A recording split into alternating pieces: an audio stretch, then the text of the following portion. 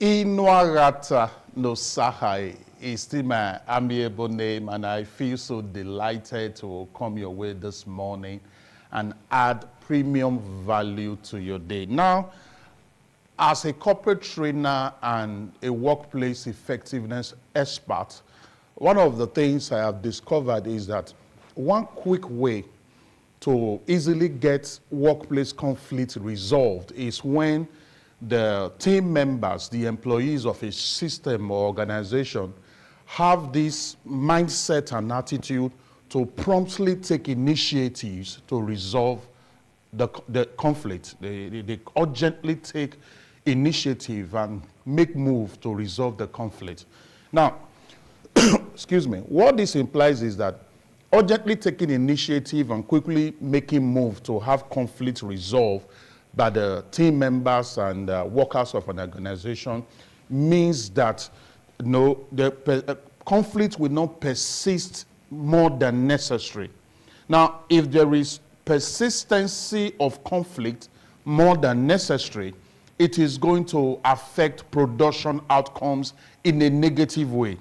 This is why it is very important that every team member, every employee, every staff of an organization should have that mindset and attitude to promptly and urgently take initiative to see that, workplace conflicts are resolved in order not to allow the conflict to persist for a very long time. Excuse me, like I said, persistency of conflict more than necessary will affect production outcome.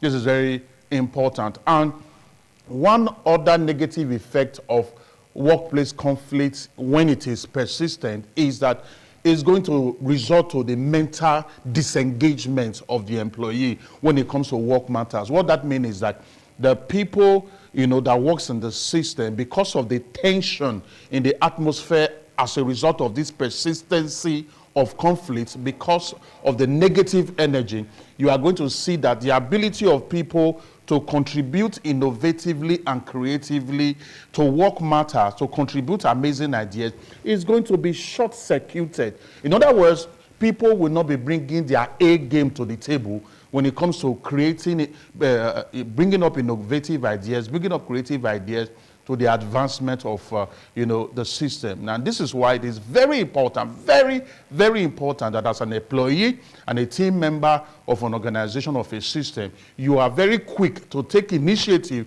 to see that conflicts are urgently resolved in order not to bring about negative outcome for the system or negative outcome for the organization. This is very important. And it is very important you also know that when you take that initiative to resolve conflict, when you take that prompt and urgent step to resolve conflict, focus on this. Focus on asking your colleague. If, for example, you are trying to resolve conflict with your colleague, focus on asking your colleague what you have done wrong, not what he or she has done wrong. Now, if you start the resolution of the conflict with a focus on what your colleague has done wrong, the reaction or response you will most likely get is going to be a defensive one. And defensive reaction or defensive response can further escalate the conflict, to another level. The conflict will not be promptly resolved. So have this mindset to see that you seek to know what you have done wrong, not first of all about what the other person have done wrong. And as you do that, also be strategic in making sure that you respond diplomatically and tactfully. In other words, when you are responding, don't be abrasive. Because when you are abrasive, you can never be persuasive. Abrasiveness and persuasiveness can never be on the same page. They can't work together. Don't be abrasive.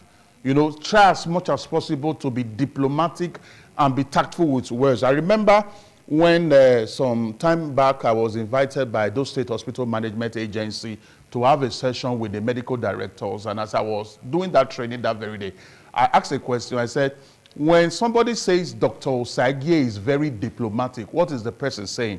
And one of the doctors there responded by saying that when you are saying Dr. Osagie is very diplomatic, what you are saying is that Dr. Osage has the ability to tell you that you are stupid, and you will agree that you are stupid. In other words, Dr. Osage is tactful with words.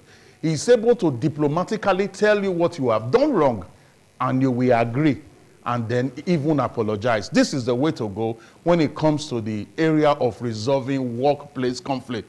As you take the initiative, focus on what you have done wrong. Don't be so conscious of what the other party has done wrong. And then when you are responding, be very diplomatic. Let your response wear the garment of diplomacy. This is very, very key. This is very key. Let it wear the garment of diplomacy. And then where the next point is on where the topic of this conversation this morning is coming from, which is attack the issue, not each other. Attack the issue, not each other. Now, when resolving conflicts, when employees or team members of an organization are resolving conflicts, amongst themselves, they should try as much as possible to focus on the problem, not on individuals. The focus, the mindset should be on solving the problem at hand, addressing the issues, and not attacking each other.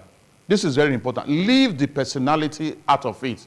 It's just like, during the political campaign, if you really want to clinically campaign, for any political position you are going for, leave the persons involved. Let your campaign be issue-based.